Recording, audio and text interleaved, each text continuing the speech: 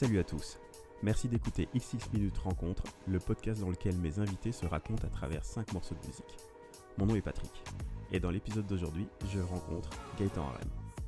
Gaëtan est monteur-réalisateur, directeur de production audiovisuelle, originaire de Nivelles et vivant entre Bruxelles et Agadir au Maroc. Diplômé de l'IAD à Louvain-la-Neuve, cela fait maintenant 15 ans qu'il bosse dans l'audiovisuel. Il a bossé entre autres sur des projets pour Franco Dragon, Philippe Geluc ou encore le Toumad Crew. Et accessoirement, il est aussi mon beau-frère. On s'est assis ensemble chez moi et j'ai découvert quelles étaient les histoires qui se cachaient derrière ces 5 morceaux fétiches, à savoir ceux de Mackenzie, Fisher Spooner, Gorillaz, Muse et M.I.A. Je vous souhaite une bonne écoute.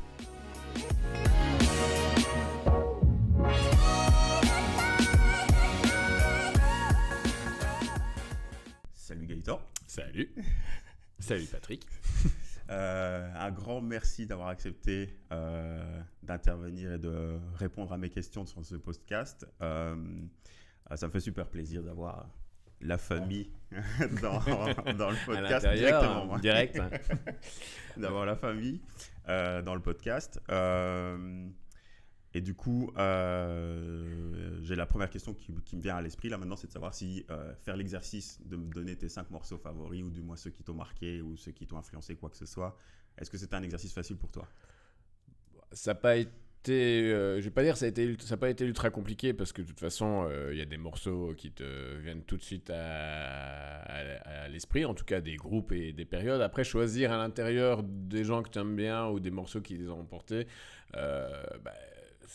comme j'aime vraiment la musique dans son ensemble et je ne suis pas arrêté par un style, il a fallu effectivement réfléchir à comment sélectionner un dans chaque tiroir à musique qui fait partie de la musique que j'aime, quoi. Donc c'était plutôt comment arriver à choisir aussi quelque chose qui peut englober tous les autres, pour certains, et d'autres qui sont tombés sous le sens beaucoup plus facilement, quoi. Et ça a été, t'es un grand consommateur de musique? Je consomme, déjà une journée sans musique, c'est déjà pas terrible, tu vois. Alors après, je suis quelqu'un d'assez curieux, tu vois, et qui fonctionnait beaucoup sur l'échange parce que me perdre sur des contenus internet, c'est pas là-dedans que j'ai grandi. Ouais. Donc oui, c'est sûr que YouTube et d'autres Spotify et compagnie sont des choses très intéressantes, mais en même temps, moi j'ai connu des échanges, ça vient plus déjà de l'échange de cassettes, de CD, ou de festivals aussi.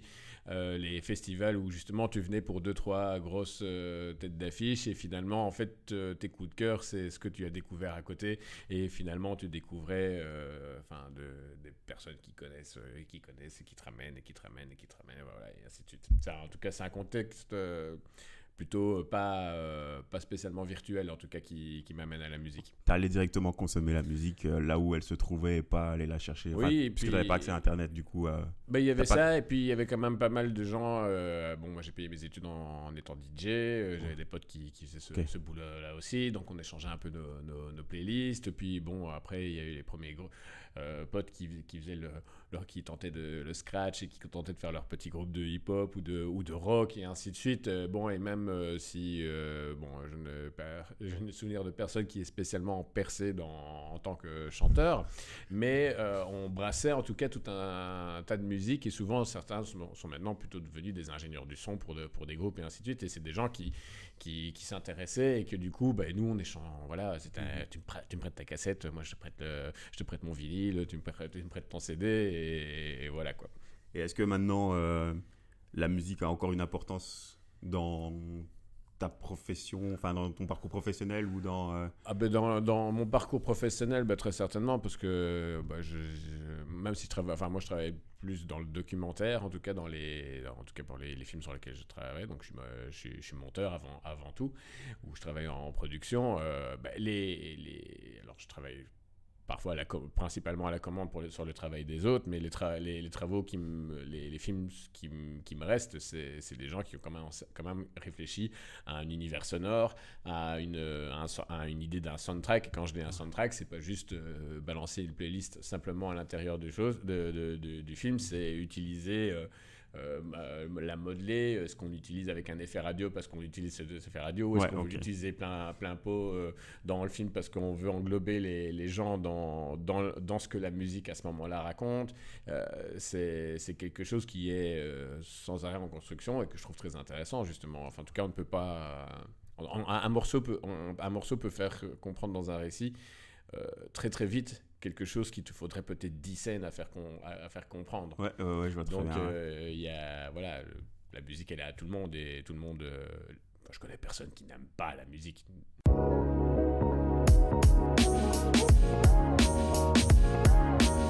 Les potes avec qui j'ai changé, c'est pas spécialement mes amis.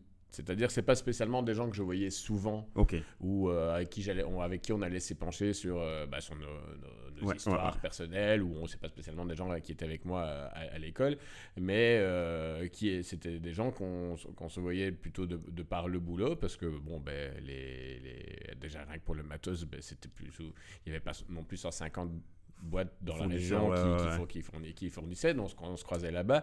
Et puis donc du coup on a commencé à s'enregistrer aussi quand on mixait, tu vois, et on a commencé aussi parfois à la fin d'une soirée, les gens m'invitaient à leur soirée quand ils mixaient, ou moi si je termine la mienne plus tôt, ou vice versa, ils venaient à la mienne ou je venais à leur. Et puis après il y avait aussi beaucoup de discothèques aussi, en tout cas c'était donc je parle des années entre 96 et 2004 qui sont donc, pour moi les grosses années où les clubs en Belgique étaient importants, c'est-à-dire qu'il y avait, on appelle ça même la musique club, on peut pas appeler ça de la trance ou de l'eurodance ou ainsi de suite, c'est la musique club, et c'était des DJ qui passaient aussi de tout.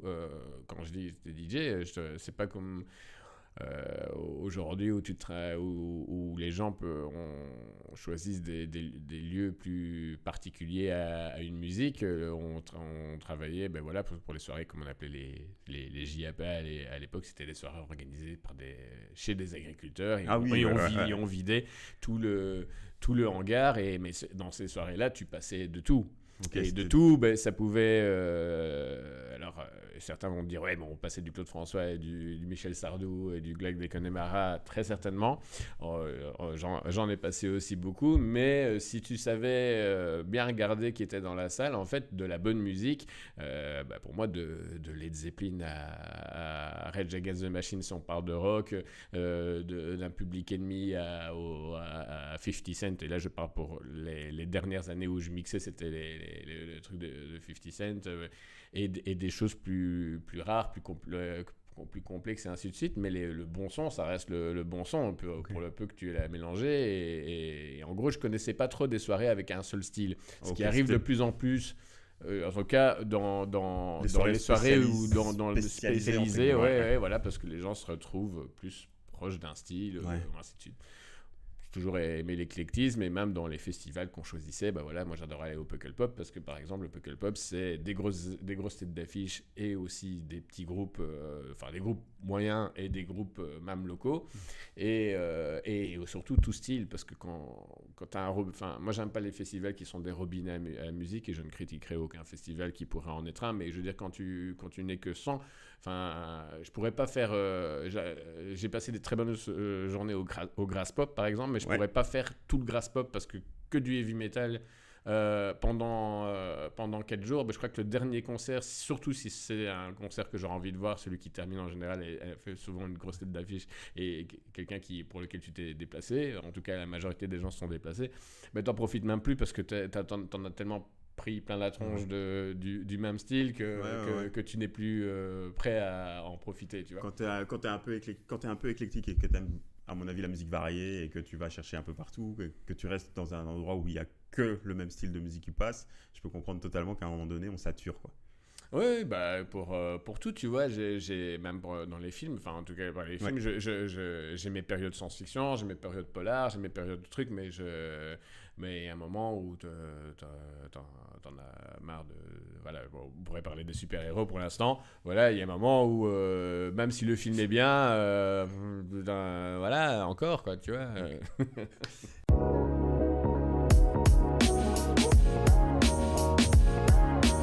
On va directement démarrer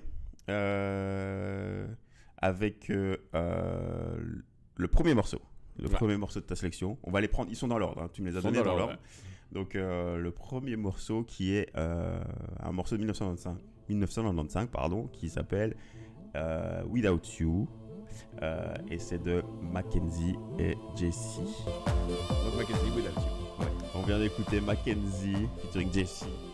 Ah ouais, n'oublions pas Jessie de Smet et de son petit nom, et parce que Mackenzie c'est un projet de donc c'était Stéphane Akenan et Patrick Fasso qui sont deux gars qui ont commencé, je pense, à la fin de la New Beat à faire des morceaux. Il est possible même que le Mackenzie était une espèce était une sorte de petite boîte, okay. mais j'en suis pas sûr, parce qu'en fait ce qui est marrant c'est en recherchant, je me suis rendu compte, en fait, le morceau m'est venu assez vite à l'esprit.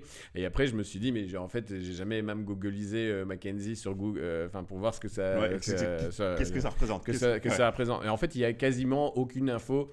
Il y a très très peu de choses qui sont écrites dessus.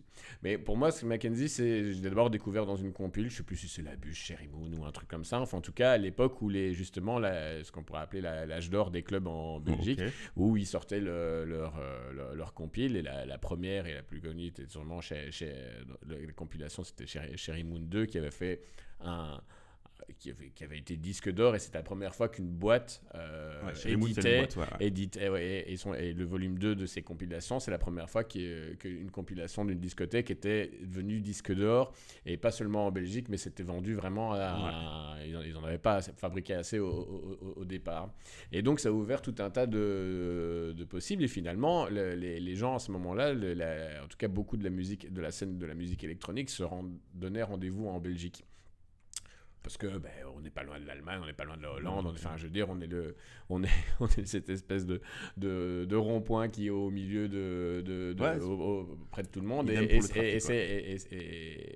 j'ai choisi ce morceau-là parce que justement, ce morceau-là est strictement belge et produit en Belgique, quoi. C'est vraiment, ce n'est pas une. Le Fuse passait beaucoup de trucs qui venaient de Détroit, d'autres clubs passaient beaucoup de choses qui venaient de Hollande, comme le Sherry Moon. C'est des choses plus hard, plus découpées. Puis tu as eu toute la scène Bonzai aussi, dont beaucoup doivent se souvenir avec amour ou avec haine aussi, parce que c'était des morceaux qui n'étaient pas appréciés de l'ensemble du public, tu vois. Et en fait, j'ai choisi ce morceau-là spécialement parce c'est quasiment une symphonie, il fait 12 minutes le morceau. Bon, inutile de vous dire que dans une soirée tout style, rares sont les fois où je l'ai passé, sauf si c'est vraiment entre potes, les soirées d'anniversaire où les gens sont fans de ce genre de truc-là, mais où tu le passes sur la longueur. Mais il y a vraiment toute une construction, et donc du coup la musique électronique qui était où souvent les gens disaient d'un mauvais a priori que c'est pas des musiciens qui font ça, c'est enfin ça demande aucun savoir-faire et 3 notes, et on pourrait penser aux petites photos qu'on voit, le fameux photo du piano de David Guetta qu'on voit parfois sur Facebook, et c'est un piano qui a 3 notes, David Guetta s'est pris beaucoup de blagues là-dedans, et autant ça me fait rire avec le recul, mais c'est un peu ce qu'il disait déjà à l'époque, que en gros t'as 3 notes et tu fais un truc. Et donc ce morceau-là a une vraie construction presque symphonique. Il y a une ouverture avec des corps, il y a des violons, il y a des basses, il y a des choses qui s'insufflent petit à petit, et jusqu'au milieu il y a un incroyable solo de piano qui est plutôt d'ailleurs relativement virtuose, en tout cas, virtuose. Faut ni s'emballer dans un sens ni dans l'autre, mais il y a une vraie construction, et c'était des musiques qui donnaient une sorte d'univers, mais d'univers interne. En fait, moi j'adorais aller en boîte et écouter ce genre de trucs là, mais la consommation de drogue, qui était assez importante à ce moment là, n'était pas quelque chose qui était important. La musique en elle-même était déjà une forme d'énergie, parce que les mecs savaient aussi régler leur volume, c'est-à-dire que c'était fort, mais c'était pas dans le rouge, agressif, c'était pas tu profitais du truc, et t'avais effectivement, c'était des sons qui étaient travaillés sur la profondeur, tu sentais ton corps vibrer, et puis la lumière, la fumée des cigarettes. À une époque, on pouvait fumer à l'intérieur. Alors, je dis pas que il faudrait spécialement qu'on fume maintenant, mais je veux dire, il y a un rapport, il y avait un... C'était une ambiance, quoi. Ça avait une odeur, les clubs, la manière dont les gens s'habillaient, s'apprêtaient pour s'habiller. Et puis, c'était aussi un moment où cette musique-là, en fait, tout le monde dansait dessus. Est-ce que tu as déjà eu, justement, ce genre d'expérience qu'on appelle la trance en écoutant de la musique? Puisque tu parles beaucoup d'être transporté, d'être... quelque chose qui te prend à l'intérieur de toi. Est-ce que tu as déjà eu cette sensation-là qu'un morceau te transportait ailleurs et que tu n'étais plus ici, quoi? Le seul endroit où j'ai retrouvé ça, c'est donc... moi, je suis originaire du Maroc, et en allant dans le sud, donc tu as les Gnaouis, qui sont des Marocains dont la peau est noire, parce qu'eux, ils viennent justement à la base, à mon avis, du Mali ou du Soudan. Enfin, c'est des gens qui ont traversé les routes de sel de commerce et qui se sont installés dans le sud. Et ils ont créé une musique syncopée qui s'appelle donc, le Gnawi. Donc, les Gnawi ont des carcabous, et les carcabous, c'est des espèces de castagnettes en métal. Et ils ont des tambours. Alors... il y a des endroits, donc il y a plusieurs styles de musique dans la musique Gnawi, mais il y a des endroits où ils font des très très longs morceaux, aussi de 13-15 minutes, quelque chose comme ça. Ouais. Et les gens vont dans je ne saurais plus vous dire comment s'appelle ce genre de cérémonie, mais c'est des cérémonies où ils font de la trance et les gens viennent se libérer d'un mal en dansant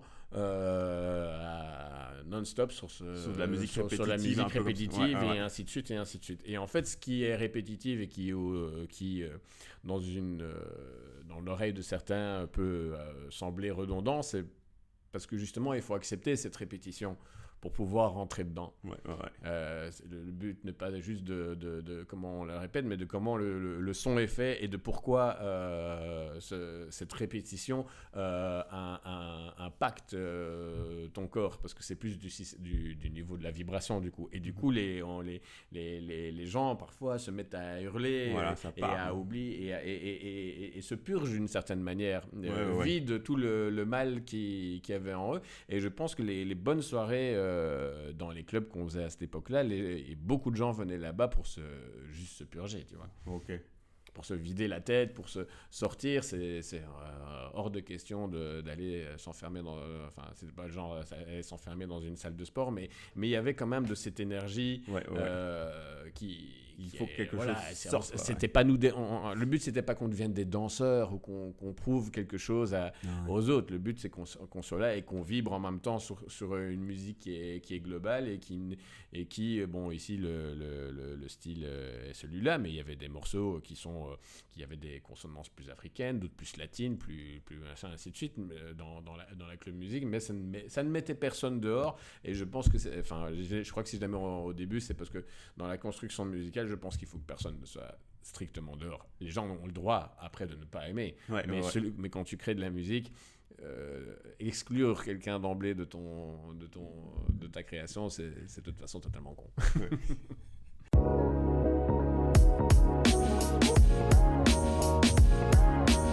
Maintenant, on va directement enchaîner alors du coup avec le deuxième morceau, qui est aussi un morceau. Est-ce qu'on peut parler de musique électronique? Oui, c'est de la musique, c'est de la musique électronique. C'est un morceau qui date de 2001, qui s'appelle Emerge, et c'est de Fisher Spooner. On l'écoute tout de suite.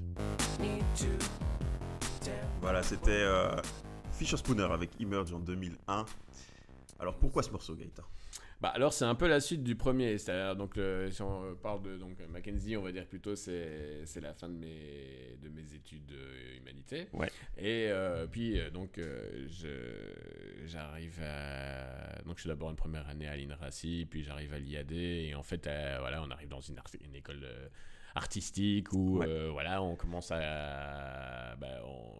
on on est déjà des gens de l'audiovisuel qui ont quand même majoritairement la même génération que toi, mais il y en a 2-3 qui étaient un peu plus âgés, ou d'autres qui avaient quand même aussi, qui sont pas spécialement des Belges, tu vois, qui viennent de l'étranger, d'univers un peu différents, mais on se retrouve sur l'idée de se retrouver. Et là, pour moi, c'est quand même aussi quitter la Wallonie, parce que je parle, ou la Flandre, parce que les clubs, c'était ou la Flandre et la Wallonie, c'était pas tellement Bruxelles. Et là, c'est plutôt, j'arrive à Bruxelles, et à Bruxelles, à ce moment-là, on est plus dans, donc c'est le début de l'électro.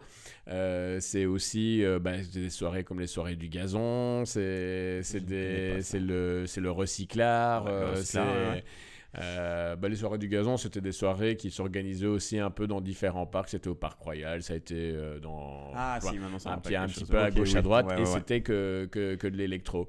Et pour eux, et pour la majorité des gens de Bruxelles, en fait, tout ce qui venait de la musique club, c'était des commerciales de merde et ainsi de suite. Donc, ça, à part peut-être 2-3 morceaux qui ont réussi à passer la ligne, j'ai découvert tout un autre pan de la musique électronique, et donc qui était le début de l'électro. Après, on a Fischer Spooner, on a eu après Adulte, on a eu Vitalik, Miss Keating, et ainsi de suite, et des gens qui ont aussi fini par graviter dans les soirées du Fuse, et ainsi de suite, où le Fuse à ce moment-là quittait aussi un petit peu la techno, en tout cas il s'éloignait un petit peu de la techno minimaliste qui avait fonctionné jusqu'ici, parce que de toute façon la musique doit évoluer, avancer, et c'est sûr qu'on va pas continuer à jouer toujours les mêmes trucs. Et alors ce morceau-là, déjà il a une énergie de dingue. Et à la fin de mes études de montage, en fait, on a eu un exercice libre. En fait, j'ai raté ma dernière année. Ils m'ont fait rater ma dernière année. J'ai dû recommencer ma dernière année pour 5 semaines de travaux pratiques. Je vais pas revenir spécialement sur les détails maintenant, mais bon, c'était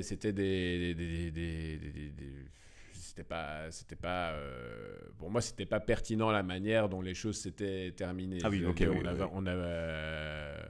Qu'on n'accepte pas certaines choses artistiquement. Enfin, justement, on était là, j'étais un peu en rébellion sur les choix que j'avais faits, parce que justement, je me souvenais de mon école affichait, des gens passionnés, apprendre des métiers passionnants pour des gens passionnés. Et à la fin de mes études, je trouvais que la passion avait un petit peu disparu de tout ceci, et qu'on s'était retrouvé avec beaucoup de gens qui faisaient des études qui faisaient des films pour terminer leurs études, et pas qui faisaient ces études-là et pour en faire plus tard. Et aucun jugement s'ils nous écoutent aussi aujourd'hui, mais j'avais pas envie, il y avait une forme de frustration, si tu veux, de ton côté, que ce soit en relation dans le groupe ou avec les professeurs. Il me semblait qu'on avait perdu une espèce d'essence, ou je sais pas si c'est de la candeur ou de l'envie ou ainsi de suite, mais en tout cas quelque chose qui est relativement adolescent, et qui s'était un petit peu fané. Et donc on avait chaque fois, on avait des exercices de fin d'année qui étaient travailler sur le film des autres. Et j'avais pas eu des pioches très très bonnes cette année-là en termes de sujets, ni d'entente avec les réalisateurs, et ainsi de suite. Voilà, comme ça que j'avais raté. Et donc l'année suivante, on avait un exercice libre qui était d'utiliser les rushs je crois que c'est le premier court-métrage. Un des professeurs était un des réalisateurs, s'appelait Emmanuel Jespers, et c'est lui qui a découvert Cécile de France. En tout cas, c'est lui qui a fait tourner Cécile de France la première fois dans un court-métrage, et court-métrage qui s'appelait Le Dernier Rêve ou quelque chose comme ça. Et donc, on avait un exercice libre, et il avait refilé tous les rushs aux étudiants de montage, et là on n'avait pas de réalisateur, et on pouvait faire ce qu'on voulait. C'était à vous de créer à ce moment-là. Voilà. Et donc j'ai fait un montage sur Fischer Spooner, quasiment en mode VJing du truc. J'ai gardé l'histoire, le fil de l'histoire il y a des moments où on entend les dialogues, mais vraiment tout le montage, parce que la grosse qualité pour moi de ce que j'avais vu, c'était pas tellement du scénario, mais c'était vraiment la lumière et le visuel qu'ils avaient créé à ce moment-là. Et à ce moment-là, c'était le tout début du montage virtuel, donc il y avait donc c'était pas aussi avancé, on n'avait pas des After Effects et des trucs qui étaient aussi forts que maintenant, mais on avait quand même la possibilité de monter des choses sur un ordinateur portable à la maison et ainsi de suite. Et donc je me suis j'ai pris ce morceau-là parce que déjà Emerge, je sentais que j'étais dans ce que je n'acceptais pas l'année d'avant. C'était pas que c'était nul, ou que l'école est nulle ou que les gens sont nuls. C'est que j'étais dans un moment de transition. Ouais, toi tu changeais. Et en fait, emerge, comme ils le disent, you don't need to emerge from nothing. Tu n'as pas besoin d'émerger de rien. Et de rien, émerger de rien, ça veut rien dire, mais en même temps, pour moi, émerger de rien, ça veut dire que ce que ça signifie pour moi à ce moment-là, c'est que rien mes parents ne sont pas réalisateurs ou et donc je me sentais aussi un peu illégitime d'arriver dans ce genre de milieu, et parce que les études m'avaient fait aussi rencontrer des gens qui ont une famille, qui sont dans ce truc-là et qui sont très déterminés et qui du coup au départ m'avaient impressionné de par leur passion, leur appui, leur connaissance, le truc. Et donc, quand j'avais commencé les études, je me disais, oui, effectivement, je comprends pourquoi il y en a qui font d'autres études avant et qui se retournent vers ça après. Après, je ne regrette pas du tout les choix, mais il fallait que je sorte un peu de moi-même. Et donc, finalement... et ce morceau a un petit côté aussi rébellion, parce que Casey Spooner et Warren Fisher, qui sont les deux créateurs de Fisher Spooner, sont des artistes multiples.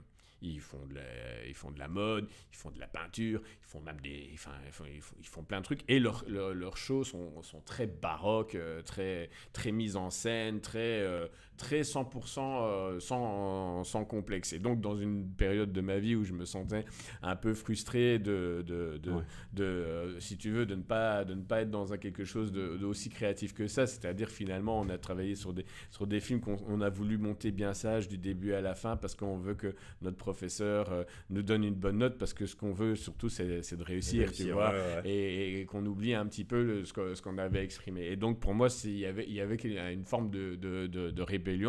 Et donc plutôt que de remonter merci pour tes rushs, mais plutôt de remonter votre film pour montrer juste que je sais enchaîner des plans, parce que normalement à la fin de la 3e année, est-ce qu'on est encore là pour vous prouver que je peux enchaîner des plans? Techniquement non. Allons-y, c'est un exercice libre, il n'y a pas de réalisateur, j'explose tout le truc et je me fais plaisir. Et finalement, c'est ça qui a payé, parce que j'ai eu de super points là-dessus. Et c'est surtout en dehors des points, c'est même pas une question on m'a dit c'est bien. Alors déjà, dans le restant de la classe, je pense qu'il y a plein de gens, on m'a dit plein de gens après, m'ont dit que quand on entend ce morceau-là, on pense à toi, et à ce montage. Et aussi à toute cette période-là où justement, c'est surtout la dernière année où tu avais l'impression vraiment que pour réussir, il fallait juste cocher les cases, faire un film mais qui coche toutes les cases. Et en fait, faire un film ou une musique ou un quoi que ce soit d'artistique, ou même quoi que ce soit tout court, je pense que quand tu essaies de cocher toutes les cases et de faire plaisir à tout le monde, tu fais de la merde. Tu te ternis, on va dire ça, tu te ternis. Et en tout cas, tu te crées de la frustration. Toi, tu n'étais pas dans cette dynamique-là du tout, alors, à ce moment-là? Moi aussi, je m'y étais retrouvé par la force des choses. Mais c'est la première fois que la frustration me touchait directement. Je me sens pas obligé de faire des choses, en règle générale. Mais je me sens pas non plus obligé de faire des choses qui soient lisses. Et je suis ni un lèche-cul, mais je m'entends bien avec le corps professoral, en règle générale. Tu vois, j'accepte de faire partie du système, j'accepte l'école. Parce que si j'acceptais pas l'école, je ne serais pas venu m'inscrire.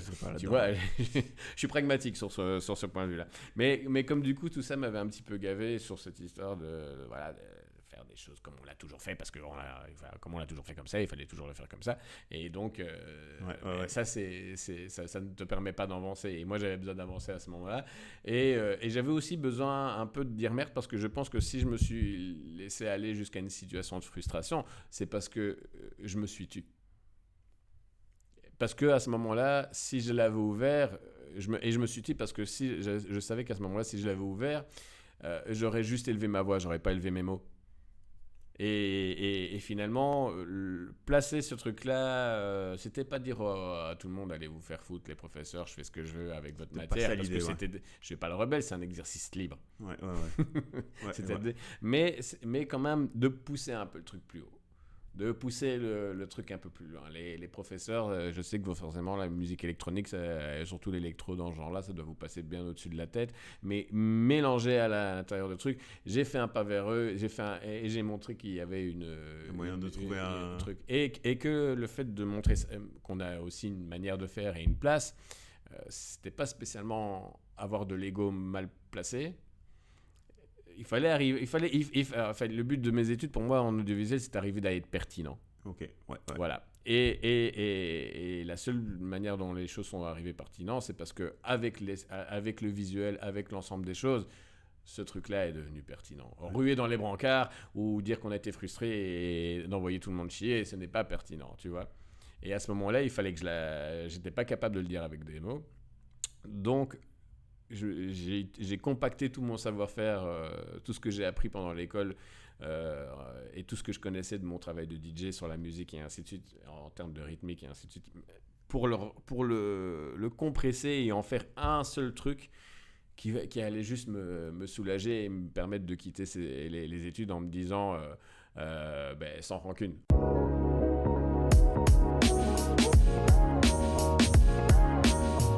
On va passer au troisième morceau. On est au troisième morceau et le troisième morceau qu'on va écouter, c'est un morceau de 2005 d'un super collectif ou un super groupe, je ne sais pas comment on appelle ça. Mais c'est White Light de Gorillaz. On l'écoute tout de suite. Qu'est-ce que c'est bon. Voilà, c'était Gorillaz avec White Light. On était en 2005. En 2005, tu faisais quoi pour comment c'est arrivé à toi? Ce morceau, alors moi je l'ai découvert presque donc l'album est sorti en 2005. Bon, je connaissais déjà les deux trois premiers morceaux de Gorillaz, donc sur le premier album Clint Eastwood, 19-2000, je sais pas comment comment on devait donner le titre de ce truc-là. Enfin bon, bref, et il venait de sortir Feeling Good avec Feel Good avec Inc. avec de la soul. Avec de la soul. Et ça correspond à... Donc après mes études, un peu en train de me demander si je n'allais pas faire autre chose, ou reprendre des études, ou enfin voilà, qu'est-ce qu'on fait de tout ça. Je me suis fait engager sur un workshop qui s'appelle le 5 sur 5 et où on sélectionnait un réalisateur par continent. C'est Franco Dragon qui organisait ça à la Louvière. Et c'était un workshop de documentaire et le but, donc on sélectionnait un réalisateur par continent et ces réalisateurs avaient 5 semaines pour faire un film de 10 à 15 minutes dans une ville dans la région de la Louvière principalement, donc en gros une ville qu'ils ne connaissaient pas, et il y avait un thème en commun et le seul truc qu'ils devaient faire, c'était de garder un œil culturel là-dessus. Et tout le monde était logé au même endroit. Et les techniciens, c'était des jeunes techniciens qui venaient de terminer leurs études et qui avaient l'occasion en fait de faire un stage ou dans le cadre de leurs études avant la remise du mémoire ou juste après, mais juste d'avoir une expérience professionnelle, voilà, et qui en plus voilà, t'es le premier, t'es pas l'assistant de l'assistant du truc, c'était caméraman, t'es chef principal et ainsi de suite.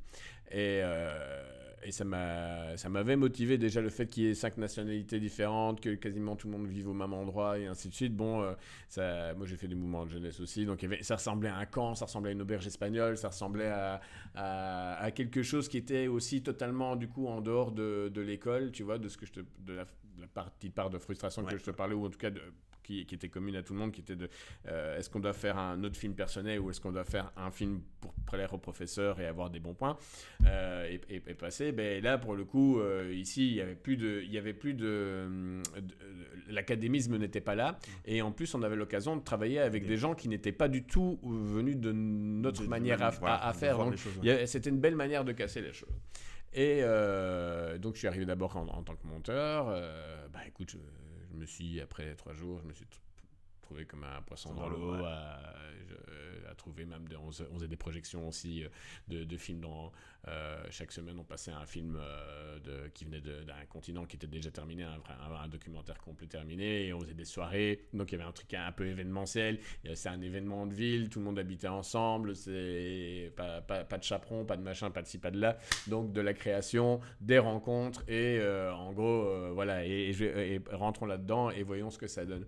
Et ben, 2 ans plus tard, donc j'ai fait 2004, j'ai fait 2005, et en 2006, c'est la première fois où je me suis occupé de réorganiser, de rentrer en production et de vraiment organiser les tournages, le workshop, et de réaménager certains trucs que je trouvais pas utiles, et ainsi de suite, parce que ça a été démarré par des gens dont ce n'était pas du tout le métier de faire des films, mais qui avaient mis une énergie et un savoir-faire et du coup une liberté aussi. Et du coup, la liberté entraîne une forme de respect, parce que justement, personne n'essaye de te contrôler dans ton truc. On te cadre, parce qu'il faut pas non plus que ça parte dans trop de sens. Mais il y avait de la liberté, et les gens, certains réalisateurs qui venaient de certains pays avaient fait des trucs plus expérimentaux, on les avait laissés faire du moment que ça gardait une pertinence, d'autres plus classiques, enfin bref, tout le monde était bien là-dedans. Et bref, la 3e année, il me propose de réorganiser l'ensemble des choses.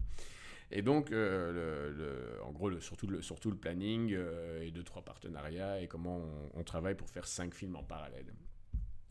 Et donc, on vit dans cette... donc, ils ont 15 jours de recherche, 6 jours de tournage, 10 jours de post-production. Et après, on fait une projection avec tous les films les uns derrière les autres, et un générique général. Et en fait, c'est un peu comme un Paris Je t'aime, le résultat, avec plusieurs visions sur un même sujet, une même région, mais ça fait une espèce de grand film là-dedans. Et bref... Pour bien comprendre, on est toujours à la Louvière. Là, tout se passe à la Louvière. Ah ouais. Et le projet, Louvière et région, quoi. La région du centre, comme on dit. Et bref, donc, le plus intéressant là-dedans, c'était de découvrir ces réalisateurs qui venaient de l'extérieur, qui venaient de Palestine, qui venaient de Chine, qui venaient d'Australie, qui venaient de Norvège, du Chili. Enfin, voilà, on a vraiment eu sur toutes les années. Et la 3e année, on a vraiment eu une année... mémorable, c'est-à-dire coup de cœur, c'est-à-dire que c'est l'année qui a fait... La 3e année est l'année qui a fait qu'il y a eu encore 10 ans derrière. Okay. Alors qu'à ce moment-là, on s'était dit, tiens, après 3 ans, dans la même région, ainsi de suite, on aura fait le tour. Et en fait, non, pas du tout. Eux, ils ont amené les premiers films qui ont été primés en dehors de la création. Et c'est des gens qui ont amené une énergie. Il y avait... un Tunisien qui s'appelait Walid, tu avais Ivana qui venait de Suisse, Colin qui venait d'Australie, enfin bon bref, il y avait tout les gens qui étaient là avaient une énergie, ils étaient vraiment rentrés dans le projet, ils avaient compris l'ensemble des trucs. Comment ça fonctionnait, comment c'était cool, ce qu'il y avait de bien à apprendre, et alors le soir, il y avait Yan Junji qui est un Chinois, et le soir pendant la préparation, on faisait des buffs à la guitare, lui il nous apprenait des chants en chinois, on ne sait pas chanter chinois, on lui apprenait des chants en wallon, les Chinois ne savent pas prononcer les R, mais c'est pas grave, on vivait tous ensemble, on rigolait et on vivait de tout ça. Bref, les films se font, les tournages se font, et donc on arrive au moment de la post-prod. Et à la post-prod, en gros, en post-prod, tu payes tout ce qui n'a pas été préparé ou tout ce qui n'a pas été fait à 100% avant, et donc dans les derniers jours, ça sent bien les bonnes nuits blanches avant la projection. Et donc, il y a un moment où on avait il y avait l'endroit où on vivait, qui était une espèce de petite auberge, on pourrait dire qu'on fait du Airbnb, mais bon, on avait loué une maison avec des grosses pierres bleues dans un petit village en Wallonie qui s'appelle Feuilly, au milieu de nulle part, et pas de voisins, pas de machin, pas de ci par là. Tout parfait pour nous, et on avait les endroits où normalement on faisait les montages. Et en fait, les derniers jours, j'ai organisé ce qu'on appelait les nuits de la post-prod, parce qu'on savait que tout le monde était à la bourre, et tout le monde allait faire des nuits blanches, à part les Australiens, parce que les Australiens sont toujours les premiers qui terminent. Je ne sais pas pourquoi, mais ils sont super millimétrés, ils organisent. Mais ce qui était cool, c'est que c'est un projet coopératif. Les techniciens venaient aider à terminer, et ainsi de suite. Et donc, dans ces dernières nuits, ces 2-3 nuits blanches de post-production, il y a toujours un moment où ça brûle. ça brûle. Les neurones, ça se connecte. On ne sait plus, ils sont en train de se chipoter pour 2 images alors qu'en fait tout va très bien, tu vois. Mais il faut... Ah oui. Voilà. Et en fait, quand... Il y a un moment où moi je faisais le tour des équipes pour voir comment ça se passait. Et il y a un moment où je vois que tout le monde est à 2 doigts de péter une petite dure. Ouais. Et ben, je les ai tous réunis dans mon bureau. J'ai foutu White Light à fond. Parce que justement, c'est exactement ce qu'on avait besoin. Déjà, la musique part d'une bière, mais une bière basse qualité. La White Light, c'est comme une carapils. Ouais. Donc, c'était ce qu'ils étaient plus ou moins en train de consommer tous. Pour ceux, 2-3 avaient encore une Jupiler, mais on sentait qu'ils allaient bientôt devoir passer au deuxième carton qui restait dans le... dans le frigo et tout le monde était un peu blanc, pas bien et ainsi de suite, trop regardé d'ordinateur, livide, le nez sur le problème, tu vois. Et donc les réunir là j'ai mis le morceau et dans le truc et je leur ai fait une espèce de comme, enfin, je vais pas dire de la Zumba, mais je les ai fait sautiller sur ce morceau-là et il leur fait White Light. Et puis t'as cette coupure incroyable dans le morceau dans la version live où t'as des chœurs. C'est la lumière te tombe dessus, il y a quelque chose de presque divin qui t'arrive. Et après on reprend avec juste quasiment une note là. Ding ding ding ding ding ding ding.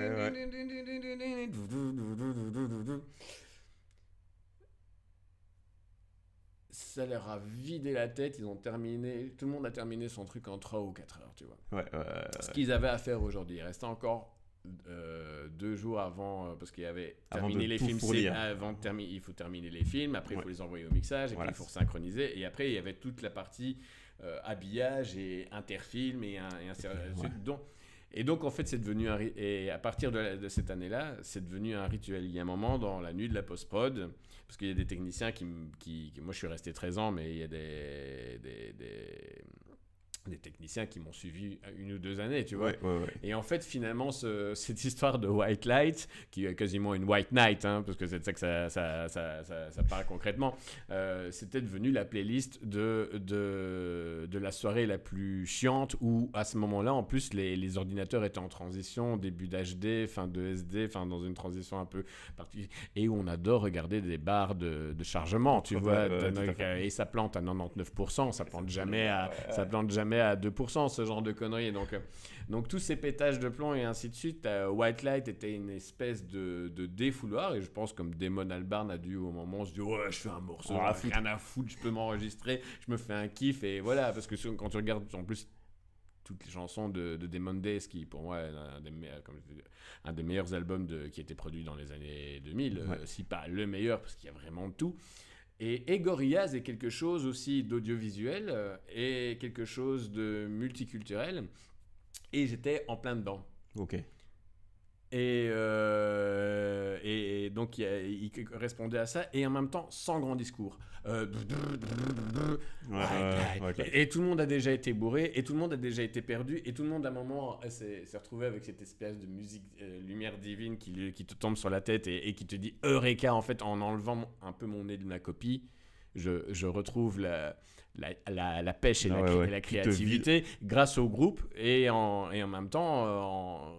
tout seul, tu vois. Et la musique, ça sert à ça. On reprend là, en fait, si tu veux, l'énergie que je décrivais, surtout dans le premier morceau de Mackenzie, qui était de l'ensemble, et ce qu'on trouve aussi dans le deuxième morceau, qui était d'exprimer et d'éjecter ce qui ne te va pas, pour justement mieux te reconcentrer vers ce qui va bien.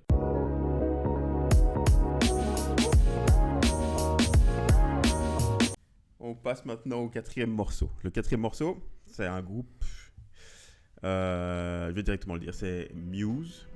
Par contre, le morceau date de 2001 et c'est Mégalomanie. Donc voilà, c'était Muse qui nous ont amené, le groupe nous a amené à l'église, si je puis dire, du moins dans une cathédrale immense. Pourquoi ce morceau-là ? Alors, bon, moi, je crois que tout le monde a aimé Muse à un moment. En tout cas, moi, je pense qu'ils ont fait 4 bons albums. Après, ils nous ont un peu sucé le même glaçon depuis un bon bout de temps, tu vois. Et c'est pour ça que j'ai un peu me désolidarise un petit peu de ce qu'ils ont fait ces derniers temps.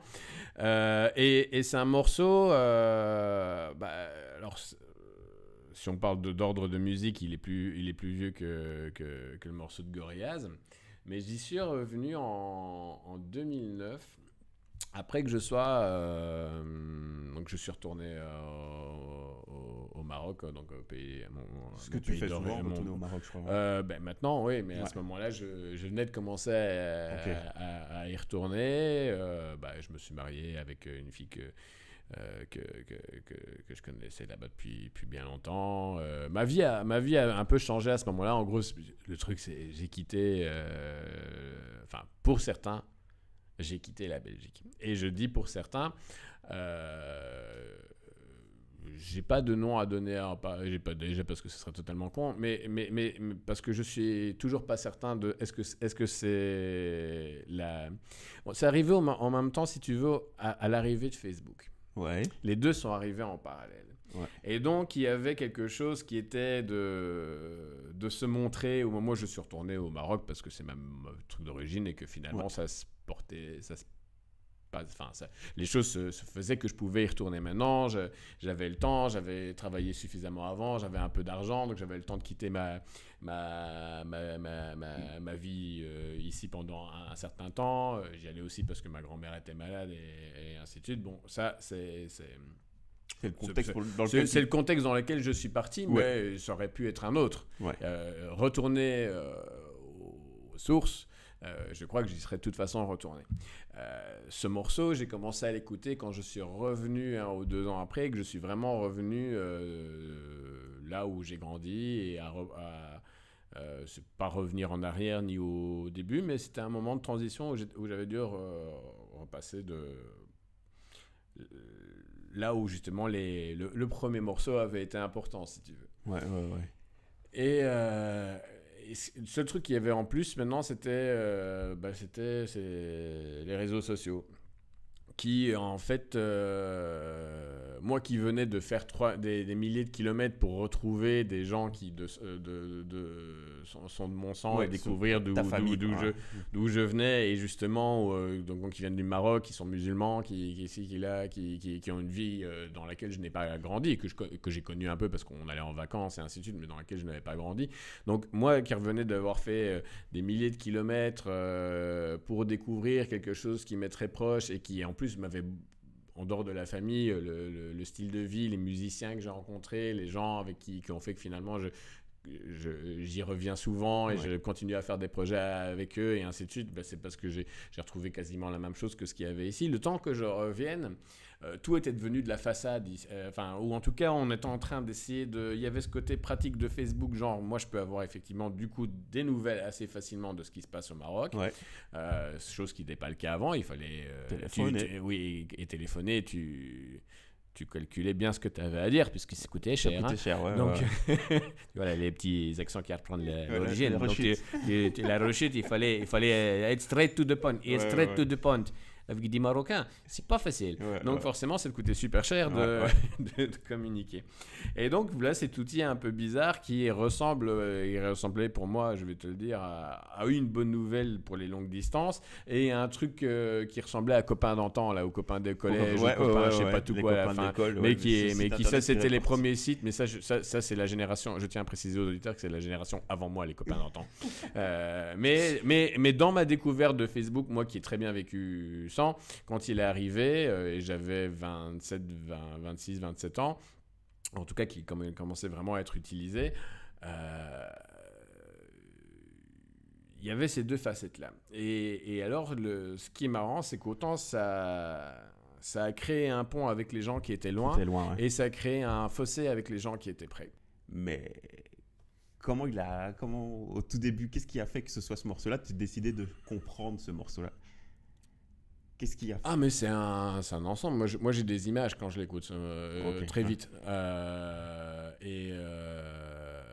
et le chanter en fait, je le chante, enfin les quelques fois où je l'ai vraiment chanté, tout seul, tout seul. Pas en karaoké seul, devant des gens. Non, parce que je crois que si ça peut pas se permettre un karaoké, ça il faut si ça se parce que la fin, ça se termine à genoux, quoi. Le mec, il a tellement, en fait, la dernière partie, il reprend le refrain et après, il crie juste. Et si je devais mettre une image, j'aurais presque envie de créer une espèce de halo qui l'entoure. Et puis, comme un chevalier du zodiaque qui brûle tout son cosmos là, et qui a brûlé tellement son cosmos que ça lui brûle ses vêtements et que lui il en peut plus et il tombe à genoux parce qu'en fait en faisant exploser sa mégalomanie, il redevient humble parce qu'il la fin, et c'est pour ça que la fin du morceau et le morceau termine l'album de manière magnifique, c'est qu'il s'effondre. Il s'effondre. Et il s'effondre pas de manière négative. C'est-à-dire qu'il s'effondre de manière positive alors qu'il s'est élevé de manière négative. Et ce morceau est musicalement... En 2009, il t'a pris quoi. Voilà, au départ, je ne l'intellectualisais pas. Au fur et à mesure, je me suis dit, tiens, c'est marrant parce qu'il est quand même très particulier dans ce que Muse fait. Je pouvais faire tous les albums, je pense qu'il n'y a pas d'équivalent. Et dans ce qui est dit, c'est marrant parce que je me suis dit, tiens, maintenant, avec le temps, en recherchant sur Google, il y a quand même 2-3 personnes qui devraient dire que le texte est un peu... salaud, tu vois. Et en fait, non, alors qu'il y a d'autres chansons sur lesquelles on te fait des histoires de censure et de machin, et c'est pas bien, et ça va amener une mauvaise truc, alors que celui-là pourrait potentiellement être selon moi, une chanson dangereuse si tu l'as mal comprise. C'est moins dangereux, c'est moins censurable parce que ça parle de l'humain en première personne. Ah oui, ça c'est sûr que quand... Je pense que... Enfin, moi, parce que j'entends... Je connais pas le morceau, je le connaissais pas, je connaissais le groupe, mais je connaissais pas le morceau. Maintenant, je l'ai écouté pour te recevoir aujourd'hui, mais effectivement, c'est le côté théâtral du morceau aussi. C'est un morceau théâtral, ça, tu l'as dit, tu vois des images dessus.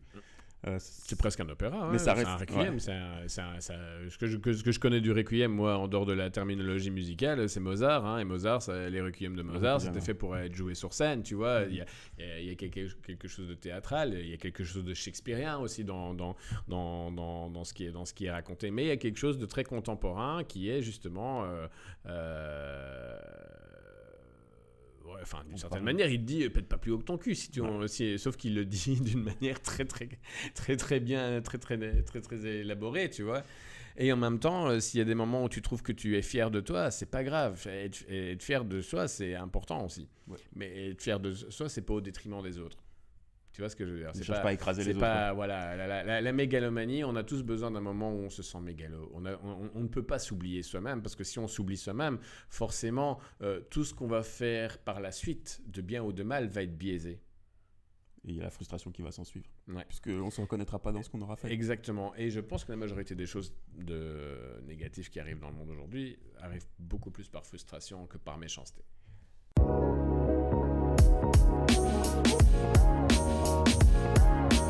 Bah, du coup, il n'en reste qu'un. Il n'en reste plus qu'un. On était au... Ah ouais, il n'en reste plus qu'un, effectivement. Et celui-là, on va dire, je vais directement le citer, on est en 2010 et MIA, pour les... sort Missing in Action. Born Free. Et tu l'as mis en 5e position, on peut le dire comme ça. Enfin, c'est la 5e position, c'est le 5e morceau dans ta sélection. On l'écoute tout de suite. Voilà, c'était MIA, Born Free en 2010. Pourquoi ce morceau et pourquoi en 5e position peut-être? Ah bah alors en 5e position, pour moi c'est le pendant du morceau qu'on a écouté avant. C'est l'autre face de ce qu'on a écouté avant, parce que ça parle exactement de la même chose. C'est une revendication. Et c'est une revendication qui, pour le coup, est publique. Mia, ou comment vous l'appelez? On va dire MIA. MIA, elle s'adresse aux puissants de ce monde ou aux non-puissants de ce monde en leur disant qu'il y a des puissants, qu'ils ont érigé des tours selon laquelle il faut être toujours plus haut pour contrôler. Et plus tu montes, plus tu te sens en bas.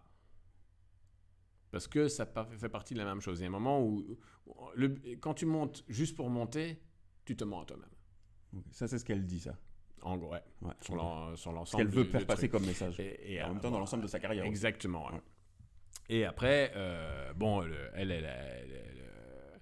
c'est... Parce que là, j'essaie... En fait, M.A.E. est une artiste qu'on essaie toujours de rattacher à la musique du monde, ou en tout cas, pas à la... Enfin, c'est la pop star des pauvres, tu vois. Enfin, quand je vois les mauvais articles qui sortent sur elle, en gros, il y a on va dire, il y a les États-Unis et l'Angleterre, qui sont logiquement, en termes de production musicale vendue dans le monde entier, un mastodonte qu'on peut difficilement contourner. Mais elle est juste... elle parle des réfugiés, elle parle des machins, enfin, elle parle de ceux qui n'ont pas de voix. De ceux qui n'ont pas de voix, exactement. Ouais. Mais et on l'attaque souvent comme quoi elle ne peut pas être qu'elle n'a pas fait Sciences Po et qu'elle n'est pas légitime de parler au nom de tous les peuples, et ainsi de suite. Mais en même temps, c'est la seule qui dans sa case accepte de ne pas faire du commercial, parce que les autres trucs qu'on connaît, à part chanter du Baby I Love You et ainsi de suite dans la langue et dans la culture de chacun, c'est sûr, c'est pas Yana Kamura qui va nous faire avancer le schmilblick, tu vois. Donc, schmilblick mode vieux pour les jeunes qui viennent de nous rejoindre. Bon, bref, c'est pas ce genre de morceau qui va faire avancer les choses aussi talentueuses ou pas talentueuses. Je m'en fous de comment vous l'apprenez. Je suis pas contre elle, je n'ai machin. C'est pas ça la question. Mais justement, c'est ça ou alors c'est ça la question, parce que pourquoi ils sont en train de lui casser les couilles à elle ? Elle, ce qu'elle revendique n'est pas spécialement dû au fait qu'elle soit tamoule, ou au fait que son père fait partie d'un mouvement de résistance dans son pays, et ainsi de suite. Ouais, ça construit son discours. Oui, quand elle dit je suis né libre. Tout le monde est né libre, techniquement parlant. En théorie. En théorie, tout le monde est né libre. Et personne n'était déjà emprisonné, parce que de toute façon, la liberté, après, je vais ouvrir un grand débat. La liberté, c'est d'abord ta liberté de penser et d'accepter ce que tu fais. Est-ce que tu peux interagir ? Elle a la chance de pouvoir interagir de par un média qui est la musique, qu'elle maîtrise très très bien, et sur lequel elle ne se refuse rien, tu vois, et elle ne se ment pas. Son deuxième album qu'elle a pris son petit enregistreur, elle a été enregistrée aussi plein de groupes pas connus dans des villages en Afrique, dans des machins, et ainsi de suite, et voilà. Donc elle fait son voyage, et elle fait son voyage. J'admire d'abord la meuf, parce qu'elle est exactement comme ce que j'ai aimé dans le projet 5 sur 5, c'est-à-dire qu'on s'en fout. La couleur, la culture, l'essentiel, c'est qu'on est mélangé, tu vois. Moi, je travaillais avec un Afghan, je connais rien à la... On peut pas dire qu'on ait grand chose en commun, et on n'est pas resté potes sur Facebook après le truc, mais si on se recroisait, on serait ravis de se revoir, tu vois. Mais on n'a pas besoin,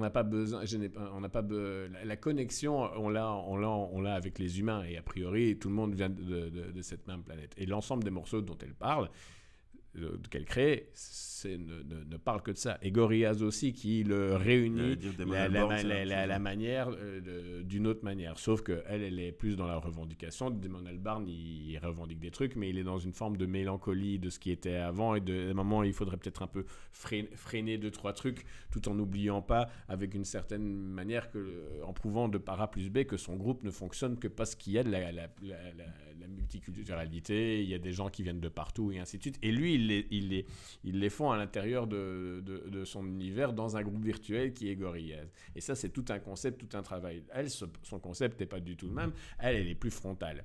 Et ce morceau-là est le numéro 1 de la frontalité, parce qu'elle dit elle-même, à un moment, je vous balance toutes ces I throw this shit in your face when I see you because I got something to say.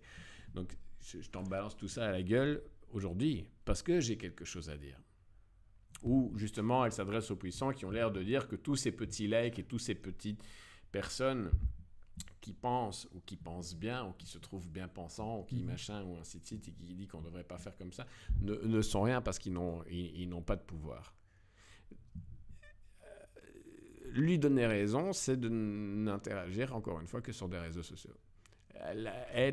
Faire une révolution sur un mur virtuel, déjà parler à un mur, ça veut bien dire ce que ça veut dire. Parler à un mur virtuel, c'est encore plus con. Donc, par contre, tu me l'as dit au début, il y a quelque chose de révolutionnaire dans ce que dans toutes les choix de chansons. Ouais. Enfin, dans tous les sens de cette révolution qui bouge, qui Il faut accepter que la vie est une révolution, c'est-à-dire que la vie n'est pas un long fleuve tranquille, ça c'est qu'un vieux titre de film, tu vois. La vie étant, je crois que l'infiniment grand, la science, le machin, tout est le même et tout est fait pour rentrer à collision. La vie est arrivée sur cette terre parce qu'il y a eu des collisions. Pas parce que la Terre était tranquillement sur place et que rien ne lui a atterri dessus. Et donc, souvent, les moments... D'ailleurs, quand on rigole avec des potes, on se souvient de quoi? de nos galères. Et on rigole de nos galères. Donc, vouloir une vie toute plate et toute lisse, c'est pas ça le propos. Le propos n'est pas non plus de cabosser la vie du voisin à 100%. Et ce genre de morceau répond à des Trump, à des Trump, parce qu'on choisit Trump parce que c'est il est facile à choisir, tu vois, mais c'est l'arbre qui cache la forêt ou ce que tu veux. C'est cette espèce d'énergie, je ne sais pas comment te dire parce que c'est pas quelque chose de concret, mais que tout le monde ressent aujourd'hui, qu'on s'occupe de ce qui se passe loin de chez nous et on ne sait pas. Et aujourd'hui, la vraie révolution, c'est pas réunir du monde sur le rond-point ou de machin, c'est juste de changer 2-3 trucs dans notre manière de faire. Et ça c'est une révolution qui va apporter quelque chose. Parce que gueuler pour gueuler, ça ne sert à rien. Et elle ne gueule, selon moi, elle ne gueule pas pour rien. Okay. Elle fait des clips, elle le crie, mais elle fait ses collections avec Versace et ainsi de suite. C'est une pop star et elle doit rester une pop star, sinon elle perdrait cette place de vous détestez cette partie-là de MIA, alors tant que mais si elle se l'enlève, elle s'enlève aussi toute une écoute, tu vois. Mais du coup, c'est normal qu'elle soit attaquée, c'est normal qu'elle soit attaquée. Donc est-ce que moi dans ma tête, je me dis qu'elle peut pas s'en plaindre. Au contraire, elle doit jouer avec ça. Bien sûr, mais peut-être qu'elle devrait écouter Muse aussi, tu vois.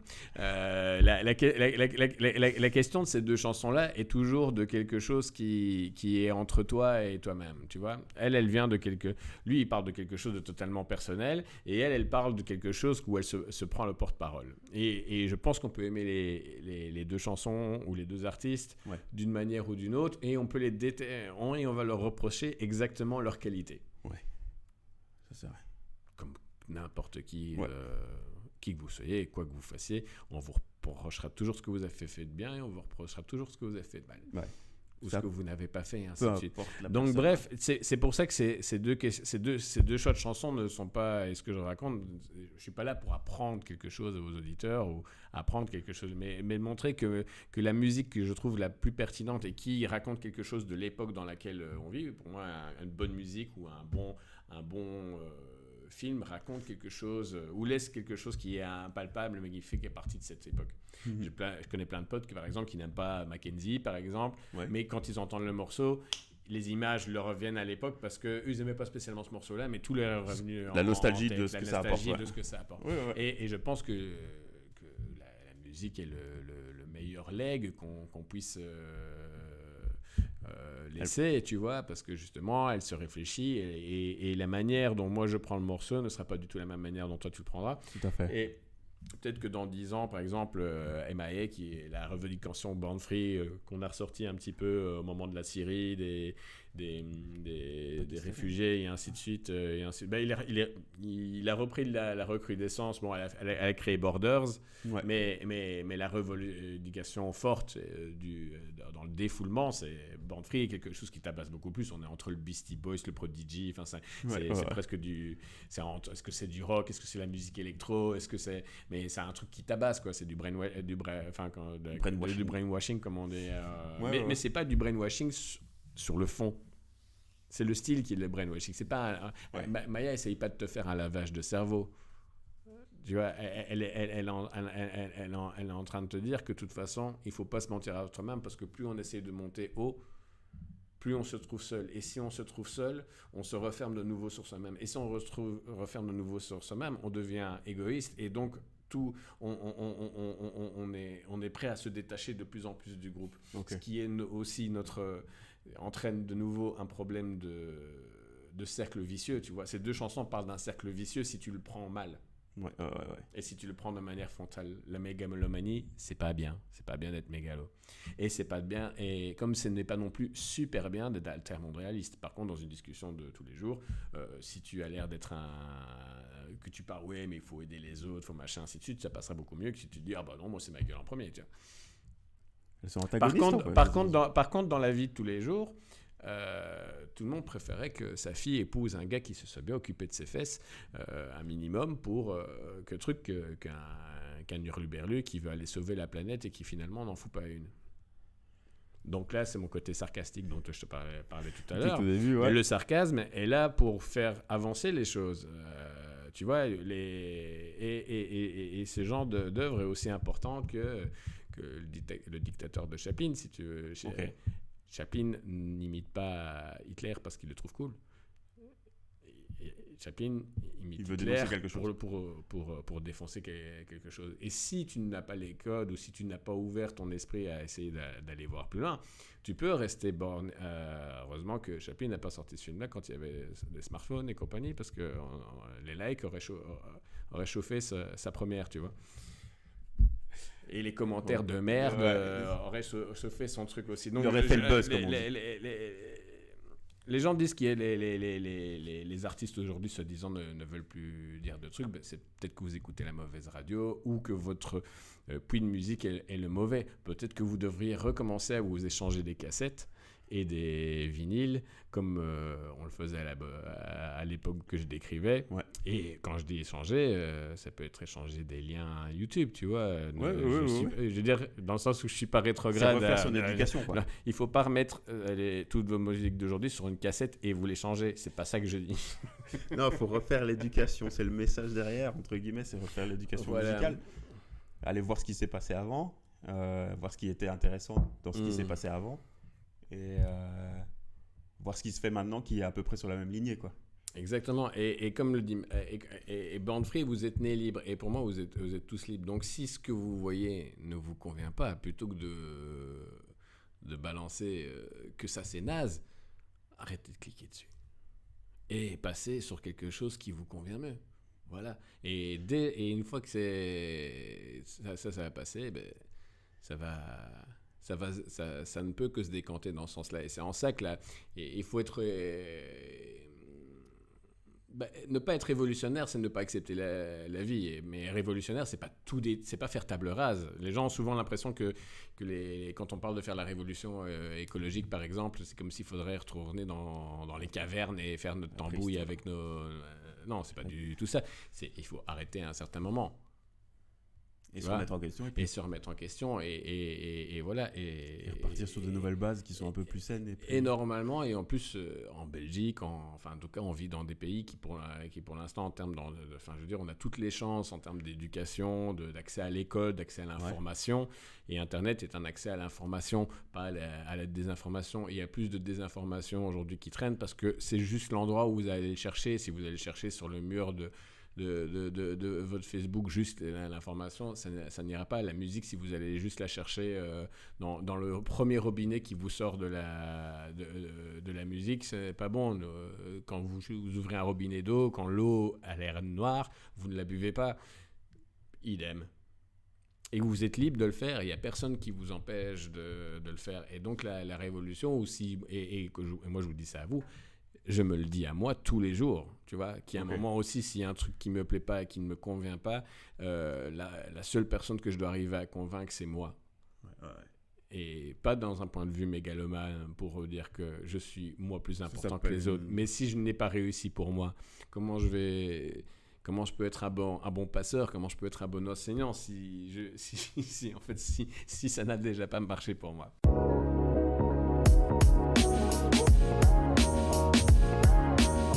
Et une dernière question, qu'est-ce que tu te souhaites?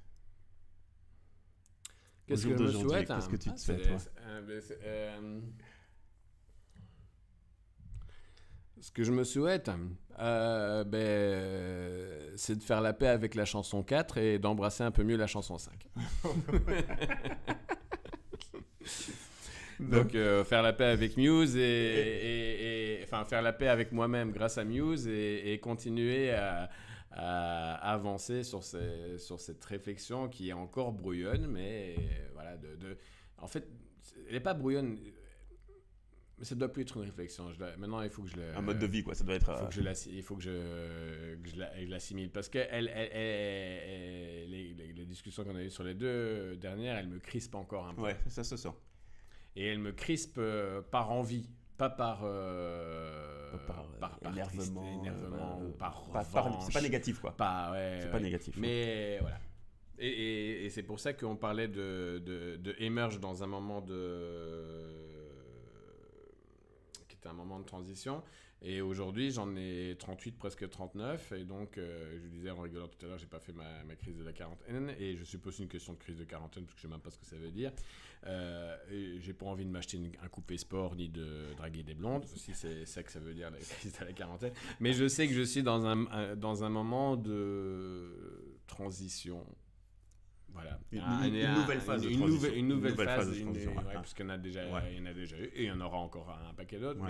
Mais celle-là, elle est... on pourrait dire, elle est celle de la middle...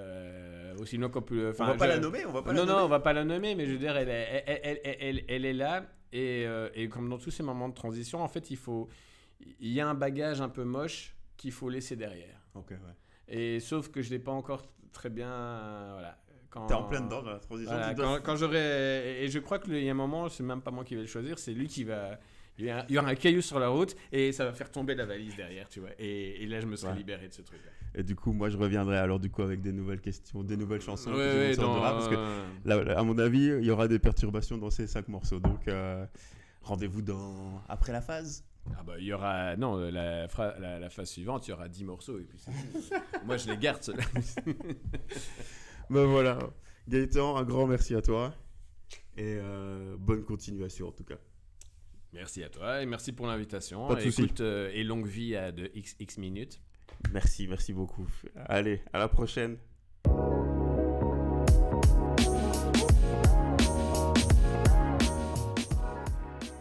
J'espère que vous avez apprécié la conversation.